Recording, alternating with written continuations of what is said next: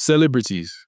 We love them, follow them, worship them, and we give them fame, money, and prestige because they entertain us.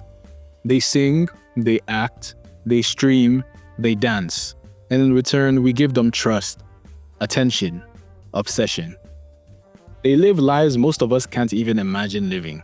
We see them as larger than life, living the dream, never worrying about rent or struggling to be liked by people. When you really look at it though, there's something deeply messed up about the way we treat them. And To Be Hero X, a new anime that starts off looking like your typical superhero show, is actually a brutal mirror to this system. In the world of To Be Hero X, a hero's power isn't measured by strength or skill. It's measured by trust, literally. The more people trust you, the stronger you get. On paper, that sounds wholesome, right? Like the only heroes that will make it are the most genuine heroes. But almost immediately, the show reveals that trust is a currency, one that's being manipulated by companies and controlled by public perception. They use campaigns, adverts, and false events in order to promote heroes and build trust. It's not about being a good person, it's about looking like one. Doesn't that sound kind of familiar? So we meet Lin Ling, a regular advertising agent whose job is to boost trust value for heroes through branding and PR campaigns. He's not saving lives, he's tweaking headlines, editing photos, creating commercial, and boosting trust values for heroes. Already, this shows us how trust isn't earned, it's bought. Then, everything shifts. One of the top heroes, Nice, shows up in front of Lin Ling after he's fired and logs out of life. Yup, mid-pose, he just offs himself. It's shocking and bizarre and kind of comedic. I kind of laughed at that scene. Moments later, the company behind Nice kidnaps Lin Ling because he was a witness, erases his identity, and forces him to become the new Nice. Why? Because if people believe you're the hero, then their trust literally reshapes your body physically. Your face, your hair, your eyes, your powers, all morph into that of the hero that people think you are. Let that sink in. Identity is literally dictated by perception. You don't exist as a celebrity unless people think you do.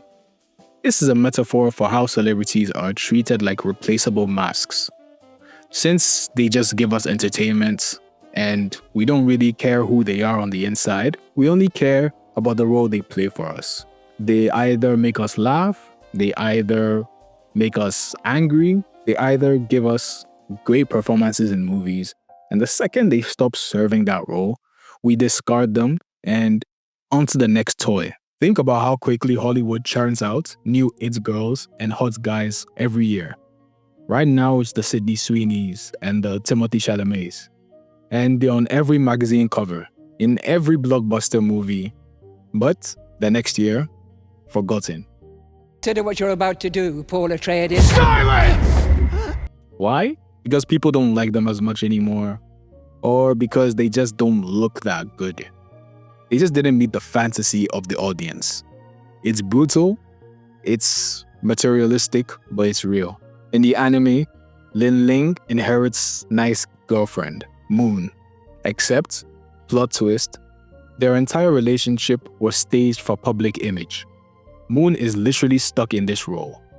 Her teleportation powers are only possible if she's teleporting directly to Nice's side, because that's how deep the illusion goes, and because that's how strongly the fans ship the two of them together. This is parasocial hell. Moon is bound to an image the public created, and she has no say in it. She's Nice's girlfriend, and she doesn't have a choice. This mirrors real life. Just look at the situation with streamers like Sinner and Agent. They collabed a lot, they were friends, but they had that will they, won't they kind of chemistry. And fans loved it. They loved shipping the two of them together. So the two of them leaned into it and they gave them lots of money, lots of views, and relevance. But when Sinner tried to branch out, talk to other guys, even as friends, she was harassed and slut-shamed and attacked by fans.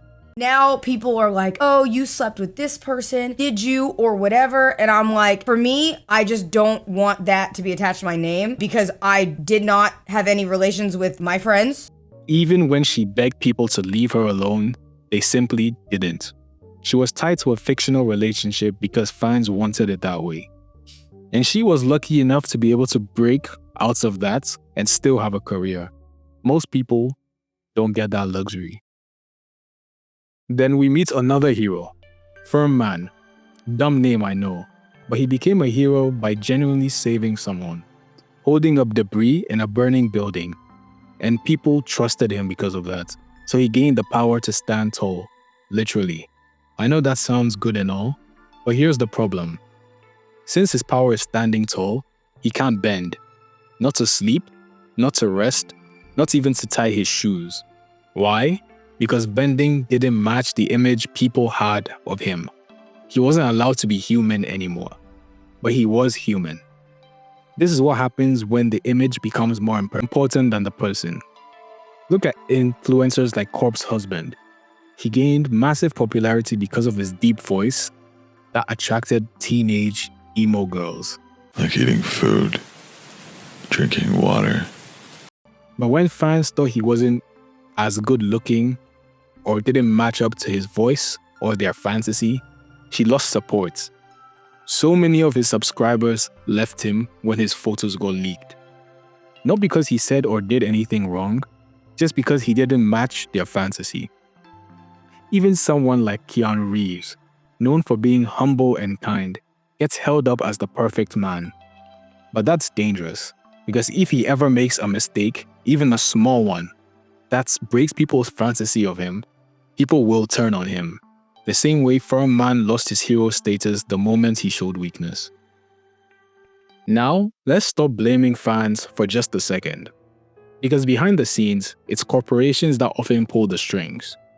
Celebrities aren't just people to these companies. They're products, investments, money-making machines. K-pop idols are banned from dating to maintain a pure image that their fans have of them. Many are forced into extreme beauty standards, surgeries, strict diets, scripted personalities. And in the West, it's no different.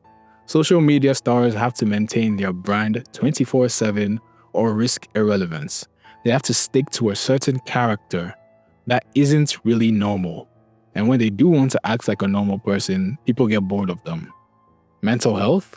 Who cares? Take Kanye West, for example. He's clearly struggled with serious mental health issues, and yet he's treated like a meme, a joke, or a brand opportunity. He's not a person to most people, he's content. For someone who's been having constant mental breakdowns for a decade, you would think he would get some help or some sympathy from people. But no one cares. He just had a mental breakdown a few weeks ago and, just like before, a meme. The area. The destruction of the spirit of the people of southern Louisiana and Mississippi may end up being the most tragic loss of all. George Bush doesn't care about black people. Please. And don't get me started on paparazzi, who stalk celebrities like animals at a zoo or attractions, photographing their lowest moments or their most private moments and selling those images for profits. It's disturbing and it's normalized, which is very telling. But it doesn't end there. Another hero, E-Soul, is critically injured. And he got this injury while doing genuine hero work and defeating an actual villain. Instead of being praised, his own company sets him up to be assassinated by a fan. Why? Because nothing personal. He's an old product that needs to be renewed because people don't care about him anymore. So he should just die. This isn't just dark, it's prophetic. We see this all the time, and we do nothing about it.